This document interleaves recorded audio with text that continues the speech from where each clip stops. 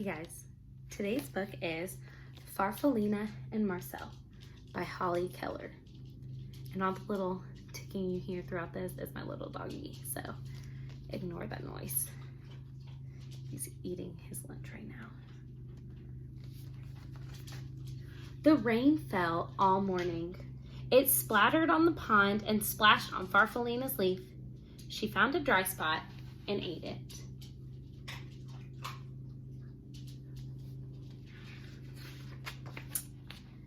"Hey," said a little voice, "you're eating my umbrella." Farfallina peered over the edge. A small gray bird was huddled underneath. Farfallina liked his soft feathers and his gentle eyes. "I'm Farfallina," she said, and she slid down to the ground. "My name's Marcel," said the bird. He liked Farfallina's smile and her pretty colors.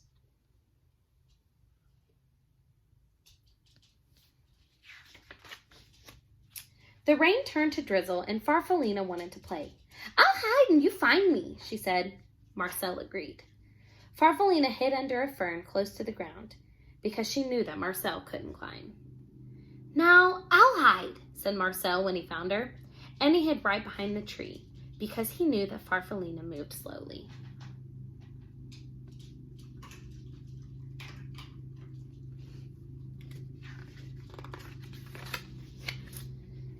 "I can take you for a ride on the pond," said Marcel. Farfallina inched her way up to Marcel's back. "You tickle," said Marcel, and he slipped into the water. Farfallina giggled. "There's so much to see," she said.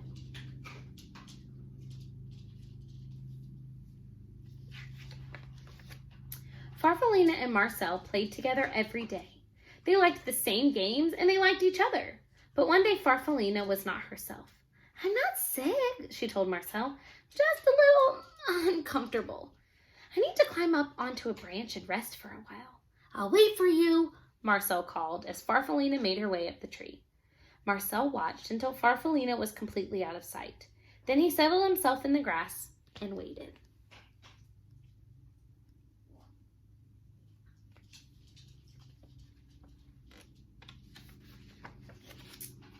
Night came and then morning, but Farfallina didn't come down. Marcel called to her, but she didn't answer. He was very worried and terribly lonely. Weeks went by. The afternoons grew longer and warmer, and Marcel went to the pond. He was growing, and when he looked at his reflection in the water, he hardly recognized himself.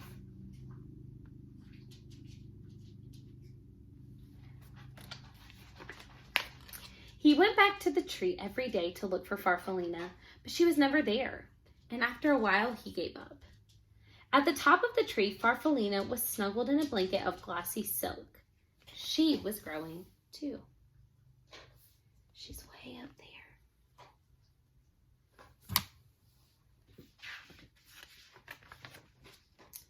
The sky was blue and clear. In the morning she was ready to come out and open her beautiful wings. She had no idea how long she had been up in the tree, and she floated down to find Marcel. "I'll just wait," said Farfallina when she didn't see him, and she sat on a flower.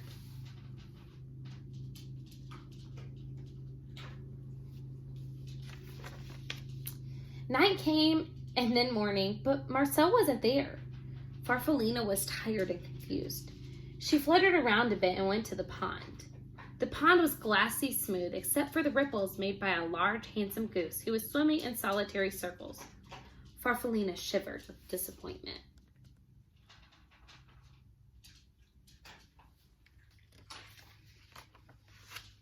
She went to the pond every day to look for the small gray bird named Marcel, but he never came. One morning, the goose stopped his silent rounds and spoke to her. "You must like it here," he said. Farfallina fluttered a bit. "I've been waiting for a friend," she said suddenly, "but I don't think he'll come."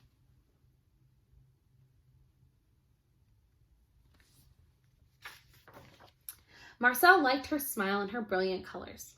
"I know how you feel," he said. "I lost a friend too. She just vanished into thin air." Farfallina liked his sleek feathers and his gentle eyes. "A ride around the pond might cheer you up," Marcel said. Farfallina thought it would, and she settled herself on Marcel's back.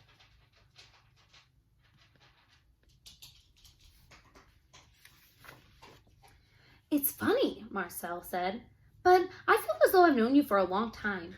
I was just thinking the same thing, said Farfallina. My name's Farfallina. What's yours? Marcel stopped suddenly. He beat the water with his strong wings. Then he swam round and round and round. It's me, Farfallina, he shouted. It's me, Marcel. Is that really you? It is, Farfallina shouted back. They looked at each other and laughed.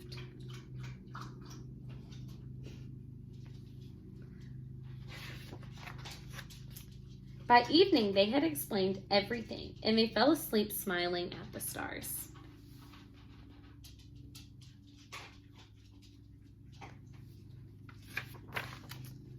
Farfallina and Marcel spent the rest of the summer playing just as they had before. Marcel was careful not to fly too fast because he knew that Farfallina couldn't keep up. Farfallina didn't hide in the flowers because she knew that Marcel would never find her. And when the leaves on the trees around the pond turned red and gold, they decided to go south.